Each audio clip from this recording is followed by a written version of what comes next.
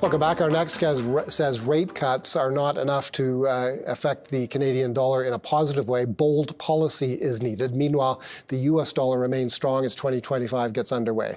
Let's talk about it. Joining us from Peterborough is Adam Button, Chief Currency Strategist at Forex Live. Adam, thanks a lot for joining us. Let's begin with what your call is on the Canadian dollar. We saw it, of course, tank at the end of the year. It's now below 70 cents for the fourth time since the mid-1990s. Is there room for it to go significantly lower? Well, it is. I mean, the U.S. dollar is a real wrecking ball here, and Canada isn't doing a lot of things right. You know, if we look at not even just 2025, but the next 25 years, I mean, Canada has built an economy on housing, immigration, and government spending, and all three of those things are going into reverse. And you know, we're waiting for a new vision of what the next 4 years or what 5 years or 25 years will look like and where the growth will come from. Canada used to be a great place to extract resources. I expect that will be a good business going forward, but it's very difficult to build things. And if you look at the whole Western or developed currency market, I think the winner of the next 25 years will be the places that can build things quickly, effectively, and cheaply. And those policies need to be put in place, but there are structural impairments to that.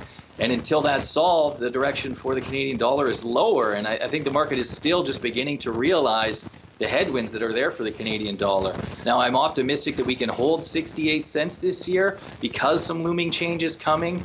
But we're going to watch very closely on some of the policy announcements or the policy hints, because if it's just changes around the edges from a new government, it's not going to be enough.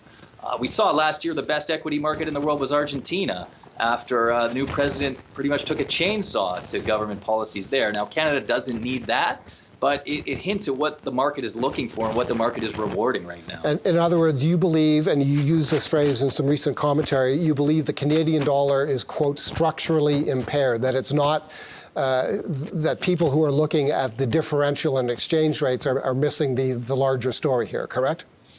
Yeah, that's it. You need to find some sort of growth angle in Canada. Productivity hasn't improved. You know, it's very difficult to build in Canada. Government spending has been high. There is some room there, and there's some flexibility. There's a good workforce. There are opportunities in Canada. Certainly geographically, it's more advantaged than anywhere. And I expect the tariffs will go away very quickly. I don't think that's a serious policy. When Trump announced the 25% tariff proposal, the Canadian dollar didn't even move on that. So it's not a serious or credible threat, and I think it will go away very quickly. So there are some small tailwinds that I think can hold the Canadian dollar here, but for money to come into Canada, I mean, what is there to invest in this country right now? Okay, Adam, we're having some difficulty